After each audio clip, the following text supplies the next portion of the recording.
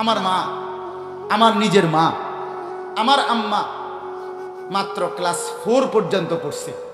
মা নিজে বলছে কফুত প্রাইমারি স্কুলে ক্লাস 4 চতুর্থ শ্রেণী পইরা পঞ্চম শ্রেণীতে উঠছি। ওইটা মনে 2-4 মাস গেছে। এরপরেই তোর নানি একদিন বলছে আর স্কুলে যাইতে হবে না, তোমার বিয়া। আমরা বুঝিও না কিতা বিয়া। এই অবস্থায় বিয়ে দিয়ে দিছে। এই চতুর্থ শ্রেণী পড়া মা মক্তবে সামান্য কিছু পড়ছে আর স্কুলে পড়ছে এর দূরে ক্লাস 4। খোদার কসম আমি মারে আজীবন দেখছি। আমার আম্মা আজীবন মা আমার বাসায় আমি নিজ চোখে কত শতবার দেখছি। মা এই ভিক্ষা নিতে যে মহিলারা আইতো ভিক্ষার লাগে বেরিয়ে তাইলে মা সাইল দিত ঠিক, কিন্তু আগে কদ্র বয়াইতো 10টা মিনিট 5টা মিনিট মা এই ওযু নামাজ আল্লাহ খোদার কথা কিছু না কিছু বেডিরে কইয়া তারপরে চাউল দিত। আমি সারা জীবন দেখছি মা, সারা জীবন দেখছি আম্মাকে। আমাদের বাসায় আমরা 5 ভাই 3 বোন, আমরা যে কয়টা রুমে থাকতাম মা, আমি অনেক বলছি ওই কথা ওয়াজে, একটা স্কুলের ঘন্টা যেটা দিয়ে আপনি বেল ফিডে, ওই যে স্কুলে বেল ফিডে না আমাদের এরকম কাঁসার একটা যে ঘন্টা আছে না টুং টুং করে যেটা দিয়ে, এই মা একটা আমাদের বাসায় আনছিল অনেক আগে। এটা এই ঘন্টা এটা দিয়া মা ফজরের নামাজের ওয়াক্তে কসম আল্লাহ মা আমাদের প্রত্যেক ভাই বোনের রুমে রুমে গিয়া দরজার কাছে এরকম টুং টুং টুং টুং টুং করে বাজাইত। যতক্ষণ না উঠতাম ততক্ষণ মা এটা বাজানো বন্ধ করতো না। কত সময় গেছে মারে বলছি মা আমরা উঠতে লাইছি তো মা, এটা ফিডন বন্ধ করেন না। মা কইতো না ফুত হোতার থেকে তুমি কইছে উঠছি রি বুঝি আমি, বাইর লাইট ধরাও বাইর হোক, দরজা খুলো। দরজা খুলে বাথরুমে যাওয়ার পরে মানে বের হওয়ার পরে কসম আল্লাহ তো মা থামছে। মা তার অঙ্গনে দিনের কাজ করছে। আমার ভাই বড় ভাই একবার বন্ধুদের সাথে দুষ্টমি করে 1.5 মাস ঘরের বাইরে ছিল। ওই কুমিল্লার থেকে ইন্ডিয়ার বর্ডারে সেদিক দিয়ে আটতে গেছে, ঘুরতে গেছে, ইন্ডিয়াতে কয়দিন ঘুরছে, ঘুরে গেলে মা 1.5 মাসের মতো। মা বলছে কসম, মা নিজে বলছে ফুত আমি 1.5 মাস টানা, আমার ছেলে যখন পড়া বন্ধ করে দিছে মাদ্রাসা, আমি 1.5 মাস কোনোদিন আর রাত্রে ঘুমাই নাই। সারা রাত সেজদায় করে আমার আল্লাহর কাছে কাঁদছি যে মাওলা আমার প্রথম সন্তান যদি নষ্ট হয়ে যায় আমার পরবর্তী বংশধর তো শেষ হয়ে যাবে। 1.5 মাস পরে ফুত আমার মা বলছে আবার ফিরাইসা, সে বলছে মা আমি বাড়ির থেকে দূরে মাদ্রাসায় পড়ব। তো মা বলছে কোথায় পড়বি? বলছে নোয়াখালী লক্ষ্মীপুর টুমচর মাদ্রাসা। সেই যে গেছে 9 বছর একটানা ওই মাদ্রাসায় পড়া শেষ করে বাড়িতে ফিরছে। হ্যাঁ মায়ের চোখের পানি সন্তানের জিন্দেগি বদলে দিছে। হ্যাঁ খাজা মুঈনুদ্দিন চিশতি আজমিরি রাহমাতুল্লাহ আলাইহি, আমরা নিজে উর্দু কিতাবে পড়ছি তারিখ ওনার ইতিহাসে। খাজা মুঈনুদ্দিন চিশতি রাহমাতুল্লাহ আলাইহি ওনার হাতে 90 লক্ষ, 9 লাখ না 90 লাখ হিন্দু বিধর্মী কালেমা পড়ে মুসলমান হয়েছে। সে খাজা মুঈনুদ্দিন একদিন মার কাছে আইসা বলছে 15 দিন পরে, 2 সপ্তাহ পরে, যে মা এই 2 সপ্তাহে তোমার ছেলে মুঈনুদ্দিনের হাতে 7 লক্ষ বেঈমান কালেমা পড়ে মুসলমান হয়েছে। তখন মা খুশিতে জড়ায় ধরে বলছে মুঈনুদ্দিন আল্লাহর কসম বাপ এটা তোর জবানের বরকত না, আমি মায়ের পবিত্র দুধের বরকত। আমরা নিজে কিতাবে পড়ছি আমার পবিত্র দুধের বরকত। আমি বাপ 2টা বছর তোরে যে দুধ খাওয়াইছি আল্লাহকে সাক্ষী রেখে বলি মুঈনুদ্দিন আমি কোনোদিন বিনা অজুতে তোরে দুধ খাওয়াইনি। মায়ের পবিত্র দুধের বরকতে সন্তান এত বড় জগৎ বিখ্যাত আল্লাহর ওলি হয়েছে। বড় পীর আব্দুল কাদের জিলানী রাহমাতুল্লাহ আলাইহি মায়ের দোয়ার বরকতে, মায়ের সবক সেই ছোট্টবেলার 10 বছরের মা বলে দিছে মিথ্যা বলবা না। এই এক সবকে সন্তানের আখলাক দেখে জামানার শ্রেষ্ঠ ডাকাত আউলিয়াদের সর্দার হয়ে গেছে মার বরকত। বায়েজিদ বুস্তামি রাহমাতুল্লাহ আলাইহি তিনি এত বড় আলোকিত মানুষ হইছে, ওই ছোট্টবেলায় সন্তান একবার পানি আনবার জন্য সারা রাত পানি এনে দাঁড়ায় ছিল, ওই এক দোয়া দিছে মা, মায়ের এক চোখের পানির বরকতে সন্তান জমানার এত বড় আল্লাহর ওলি হয়েছে। ইমাম বুখারী রাহমাতুল্লাহ আলাইহি জমানার সর্বশ্রেষ্ঠ মুহাদ্দিস আসমানের নিচে জমিনের উপরে আল্লাহ এই কোরআনের পরে সর্বশ্রেষ্ঠ হাদিসের কিতাব বুখারী শরীফ, এই ইমাম বুখারী যিনি লিখছেন, আল্লাহর কসম বাপ, আপনারা আলেমদেরকে জিজ্ঞেস করেন, এই মানুষটা এত বড় হইছে একমাত্র তার মায়ের দোয়ার চোখের পানির বরকত। ওনার আব্বা জন্মের আগেই মারা গেছে, মায়ের পবিত্র দোয়া। হ্যাঁ, আজ মারা কোথায়? আজ সেই মা কোথায়? মা তার জিন্দিগি বানায় নিছে, হয় টেলিভিশন দেখবে, নয় ড্রেসিং টেবিলে সাজগোজ করবে, আর নয়তো বাজারে মার্কেটে ঘুরবে। আর সংসারের ব্যাপারে কথা কি?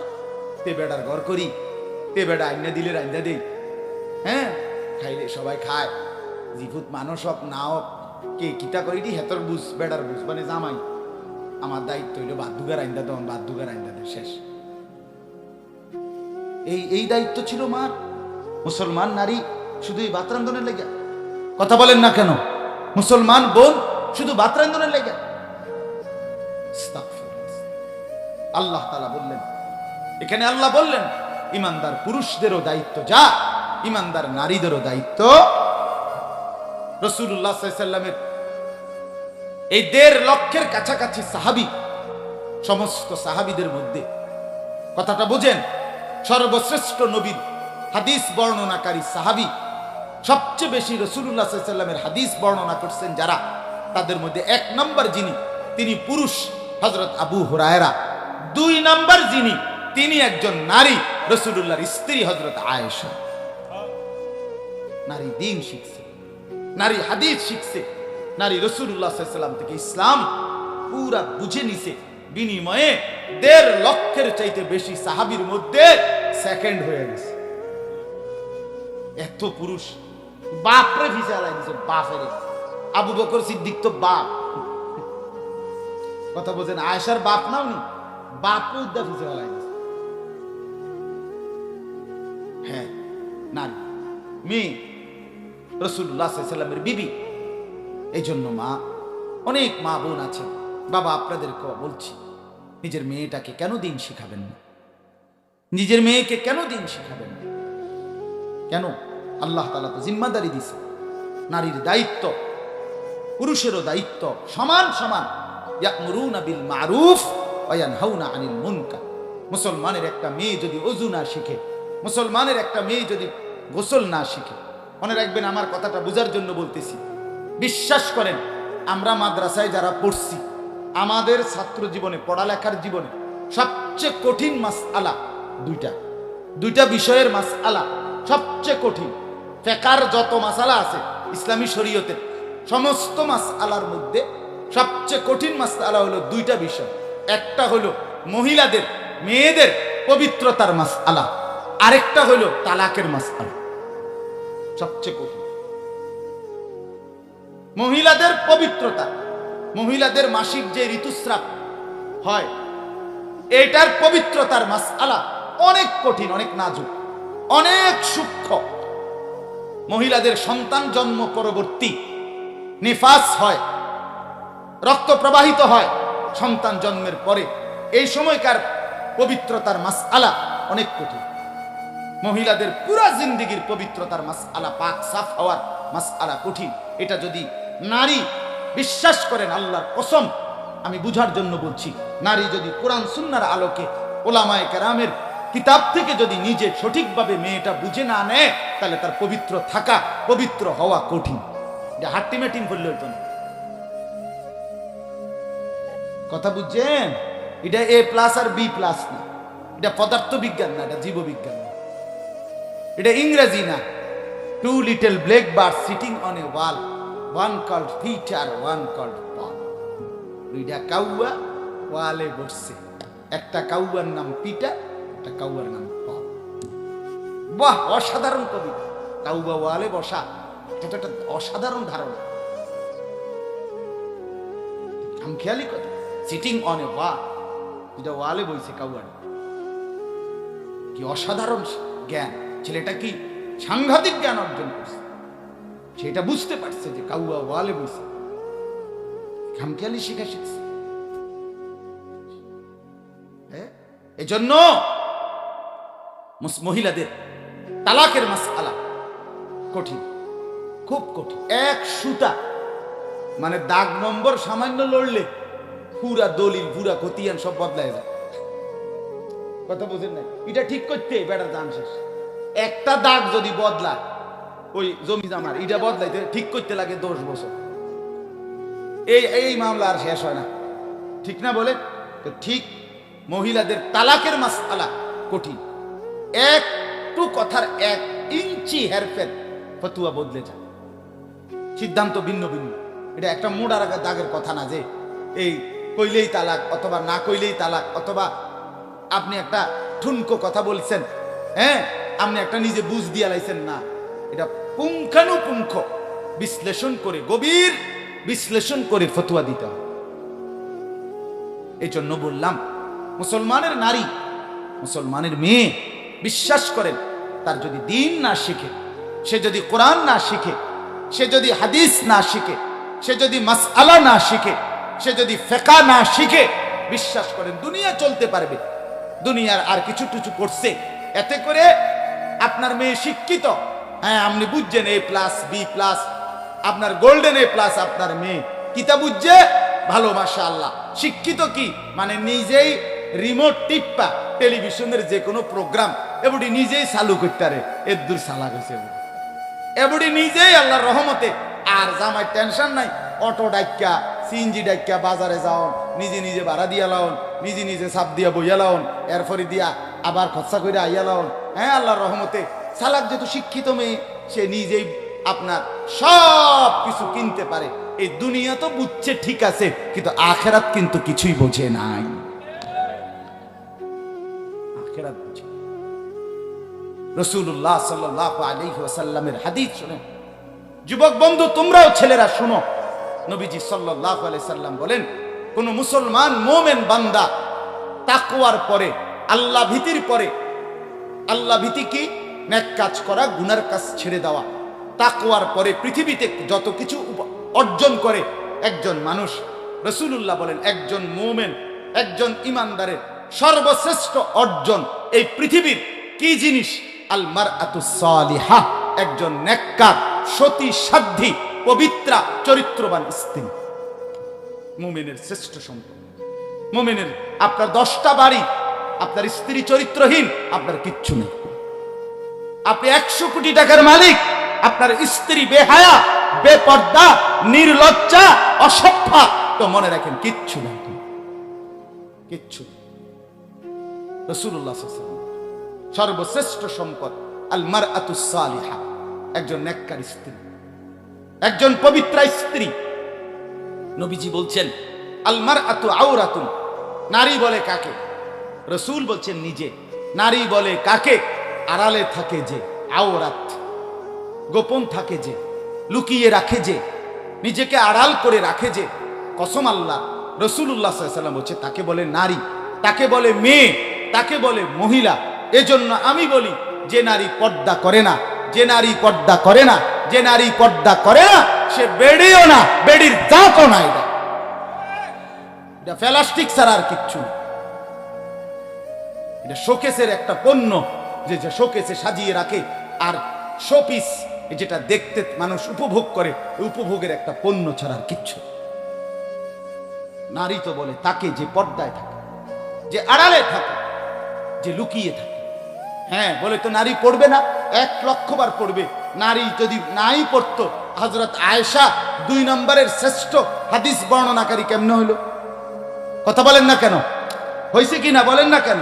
তাহলে নারী পড়বে, নারী গড়বে, নারী সংসার করবে, নারী সব করবে, কিন্তু তার দ্বীন ঠিক রেখে, তার শরীয়ত ঠিক রেখে, তার পর্দা ঠিক রেখে, তার ইসলাম ঠিক রেখে, তার আখিরাত ঠিক রেখে, তার কবর ঠিক রেখে, তার কোরআন ঠিক, রাসূলুল্লাহ সাল্লাল্লাহু আলাইহি ওয়াসাল্লামের হাদিস ঠিক। এই জন্য আমি আপনাদেরকে বুঝাইয়া বললাম, আপনারা বারবার খামখেয়ালি করবেন না। মুসলমানের মেয়েকে বঞ্চিত করবেন না। আমার বাপ নিজের মেয়েকে বঞ্চিত করবেন না, নিজের মেয়েকে বঞ্চিত করবেন না। এই মাদ্রাসা মহিলা মাদ্রাসা, আপনাদের বোঝা দরকার। মেয়ে বিয়ে দিবেন কেমনে? আরে খোদার কসম, রব্বুল আলামিন বলেন নারী আর পুরুষের জোড়া, নারী আর পুরুষের স্ত্রী আর স্বামীর এই পরিচয়, এই বন্ধন, আল্লাহর কসম, কোরআনের আয়াত, আল্লাহ বলেন এটা আমি তৈরি করেছি, এটা আমি সৃষ্টি করেছি। ছেলেটা কাকে বিয়ে করবে, মেয়েটা কার সাথে বিবাহ হবে, এটা রব্বুল আলামিন বলেন ওয়ামিন আয়াতিহি আন খালাকা লাকুম মিন আনফুসিকুম আজওয়াজা। আমি আল্লাহর কুদরত, আমি আল্লাহ প্রত্যেক পুরুষের জন্য তার দেহের অংশ থেকে তার স্ত্রীকে সৃষ্টি করেছি। লিতাসকুনু ইলাইহা। রব্বুল আলামিন বলেন বৈধ এবং হালাল যেই স্ত্রী আমি আল্লাহর মনোনীত পছন্দকৃত বাছাই করা, এটা যখন পুরুষ পেয়ে যাবে, ওই যুবক মিলে যাবে আল্লাহর পক্ষ থেকে হালাল বৈধ স্ত্রী। লিতাসকুনু ইলাইহা, আল্লাহ বলেন সেই পবিত্র স্ত্রী তাকে শান্তি, আনন্দ আর তৃপ্তিতে ভরে দেবে, সুকুন মিলবে, সুকুন। ওয়াজালা বাইনাকুম মাওয়াদ্দাতান ওয়া রাহমা। আল্লাহ বলেন আমি আল্লাহ নিজে স্বামী আর স্ত্রীর পবিত্র বন্ধনের মধ্যে ভালোবাসা আর দয়া মায়া আমি আল্লাহ নিজে দিয়ে দিলাম। আমি দিয়েছি, কোরআনের আয়াত, আমি দিয়েছি। মাওয়াদ্দাতান ওয়া রাহমা। আল্লাহ বলেন পবিত্র স্ত্রীর মধ্যে, হালাল স্ত্রীর মধ্যে আমি আল্লাহ ভালোবাসা দিয়েছি, দয়া মায়া দিয়েছি। আমার বিবি, আমি 2008 সালে বিয়ে করেছি, আজকে 2023 সাল, আমার 15 বছরের বিবাহিত জীবনে স্ত্রী আমাকে যেমন ভালোবাসাও দিয়েছে, স্ত্রী আমার প্রতি মায়া, মহব্বত, সহমর্মিতা, দয়া সেটাও দেখাইছে। আমি একবার অ্যাক্সিডেন্ট করে 6 মাস বিছনায় পড়েছিলাম, এক জায়গায় বসা ছিলাম। মোটরসাইকেল অ্যাক্সিডেন্টে আমার পাওয়ার এখানে ভেঙে গেছিল, তো আমি একই জায়গায় হসপিটাল থেকে জেনাইন না বয়াইছে, আর এখান থেকে এক সুতা নড়তে পারি নাই। এই এক বসাতেই পেশাব, পায়খানা, অজু, গোসল, খানা, খাদ্য, তো পরম মমতায়, পরম আদরে, পরম দয়ায় স্ত্রী সেই খেদমতটুকু করেছে। এজন্য আল্লাহ বলে স্বামী আর স্ত্রীর পবিত্র বন্ধনে আমি ভালোবাসাও দিয়েছি ভরপুর, দয়া মায়া দিয়েছিও ভরপুর। যুবক, আল্লাহর কসম করে বলি, যুবক তোমরা যারা ভিন কোনো মেয়ের সাথে প্রেম করো, অবৈধ কোনো সম্পর্ক করো, কোনো রাস্তার নারী দেখলে তোমার কাছে ভালো লাগে, মোবাইলের উলঙ্গ ছবি দেখে ভালো লাগে, অথবা তুমি বিবাহ ছাড়া কোনো মেয়ের সাথে প্রেম করছো, রিলেশন করছো, আল্লাহর কসম, রব্বে কাবার কসম, আমি আনিস বলে গেলাম, জুতার বাড়ি ছাড়া আর ফাসাদ লাথি ছাড়া আর কিচ্ছু কপালে জুটবে না, না না না বললাম। সুখ মিলবে না, সুখ মিলবে না, সুখ মিলবে না। হারামের মধ্যে সুখ হয় না, নাজায়েজের মধ্যে সুখ হয় না, অবৈধ প্রেম করে সুখ হয় না। আমি কয়েক শনা, কয়েক ডজন, শত শত পুরুষের কাহিনী আমাদের কাছে যারা দোয়া চায়, যারা বলে তাদের ব্যক্তি জীবনের ঘটনা, গা শিহরে ওঠে, গা কাঁইপা ওঠে। আমরা শুনি, আমরা জানি, আমরা মাটির তলেও থাকি না, আমরা চাঁদের দেশেও থাকি না, এই পৃথিবীতেই বসবাস করি। এই জন্য বন্ধু, আমি আমার অভিজ্ঞতা থেকে বললাম, তুমি নষ্ট হইও না, তুমি চরিত্রহীন হইও না যুবক। উলঙ্গ ছবি দেখো না, নর্তকীর নাচ দেখো না, জিনা ব্যভিচারের দৃশ্য দেখো না। আখিরাত তো বরবাদ হবেই দোস্ত, দুনিয়াও নষ্ট হয়ে যাবে। শরীরের যেই সক্ষমতা, যৌবনের ক্ষমতা, এটা নষ্ট হয়ে যাবে। নিজের হাতকে খারাপ অশ্লীল কাজে ব্যবহার করো না, জিন্দেগি নষ্ট হয়ে যাবে। শরীরের কর্মক্ষমতা, যৌবনের শক্তিমত্তা সব শেষ হয়ে যাবে। একদিন ধুকে ধুকে লাঞ্ছনাই দুনিয়াতেও বইতে হবে, কবরেও, হাসরেও, আখিরাতে, আখিরাতে। এই জন্য একটা ছেলেও যদি বুঝে থাকে, আমার কথা মনে রাখে, আল্লাহ তাআলা ইন্তজাম রাখছে, সুখের উপকরণ, আনন্দের উপকরণ, ভালোবাসার উপকরণ। আল্লাহ বলেন আমি ব্যবস্থা করছি, আসমান আমি বানাইছি, জমিন আমি বানাইছি, ফুলের সৌন্দর্য আমি বানাইছি, ফলের সৌন্দর্য আমি বানাইছি, পাখির সৌন্দর্য আমি বানাইছি, এই সৃষ্টি জগতের সব সৌন্দর্য আমি বানাইছি, এক নারীর সৌন্দর্য আমি বানাইছি। বান্দা কখন কোনটা প্রয়োজন আমি তো পৌঁছাবো। তুমি মাতাল হয়ে গেলা কেন? তুমি 2 আঙ্গুলে অনবরত মোবাইল টিপ্পা সারা রাত উলঙ্গ ছবি দেখো কেন? সুখ মিলবে এতে না। চরিত্র নষ্ট হওয়া ছাড়া, যৌবনের ক্ষমতা নষ্ট হওয়া ছাড়া, আখলাকটা নষ্ট হওয়া ছাড়া আর কি হবে? মানুষ বখাটে বলবে, মানুষ দুশ্চরিত্র বলবে, মানুষ লম্পট বলবে, মানুষ ব্যভিচারী বলবে। মানুষ পরকীয়ায় আসক্ত বলবে, মানুষ ঘৃণা ছাড়া আর কি বলবে। হযরত আব্দুল্লাহ ইবনে মাসউদ বলেন, প্রত্যেকটা গুনাহ মানুষের 5টা ক্ষতি করে। এই চুরি, ডাকাতি, জিনা, ব্যভিচার, নাচ গান, মদ, জুয়া, সুদ, ঘুষ, হারাম উপার্জন, নাজায়েজ যে কোনো নাফরমানি, আল্লাহর ইবাদত যে করে না, আল্লাহ পাকের নাফরমানি যে করে, হযরত আব্দুল্লাহ ইবনে মাসউদ বলেন প্রত্যেকটা গুনাহ 5টা ক্ষতি করে। কয়টা? 1 নাম্বার সাওয়াদুন ফিল ওয়াজহ, চেহারাটা কালো হয়ে যায়।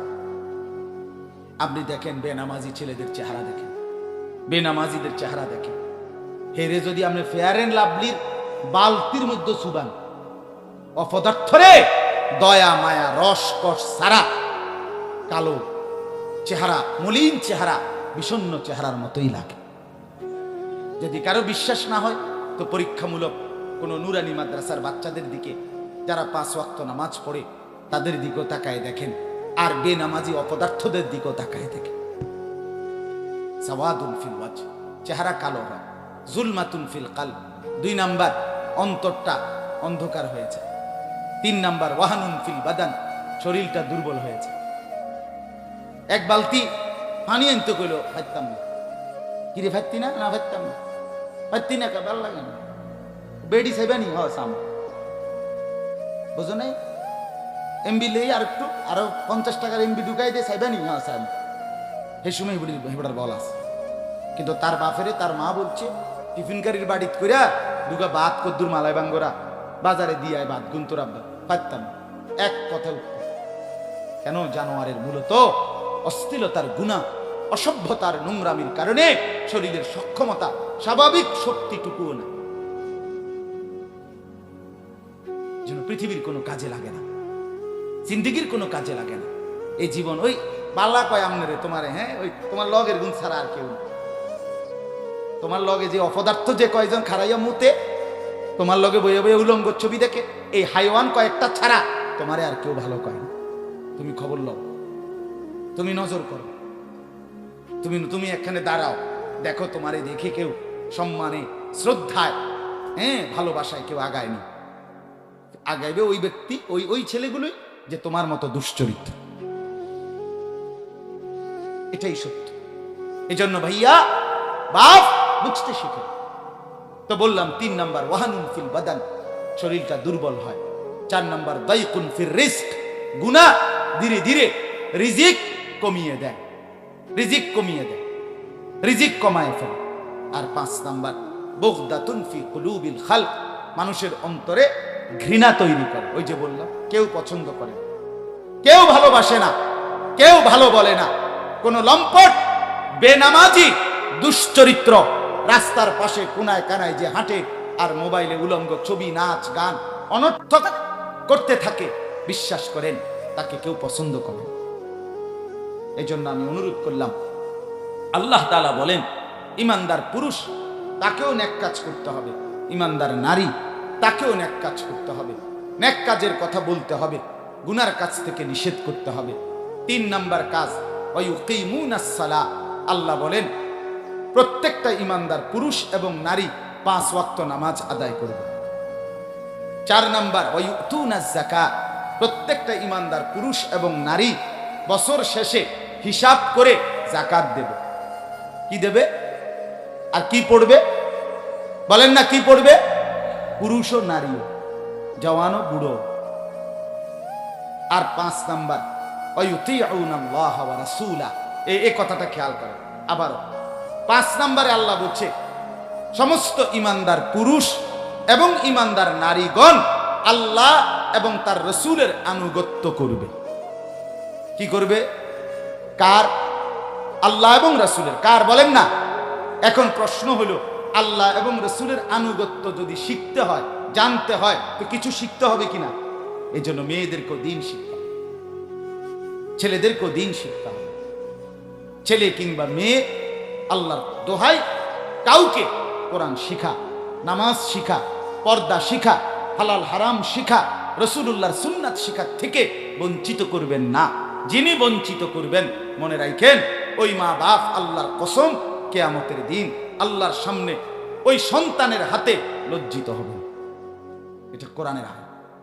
কোরআনে আছে, যদি কোনো নাফরমান সন্তান মা বাবার গাফলতির কারণে, মা বাবা দিন শিখায় নাই, কোরআন শিখায় নাই, আখেরাত চিনায় নাই, তোর আল্লাহ কোরআনে বলেন, তখন ওই সন্তান যদি জাহান্নামী হয়, জাহান্নামে যাওয়ার আগে সে আল্লাহকে বলবে, আল্লাহ আমার মা বাপকে সামনে দেখতে চাই, একটু একটু একটু নিয়ে আসেন আমার সামনে।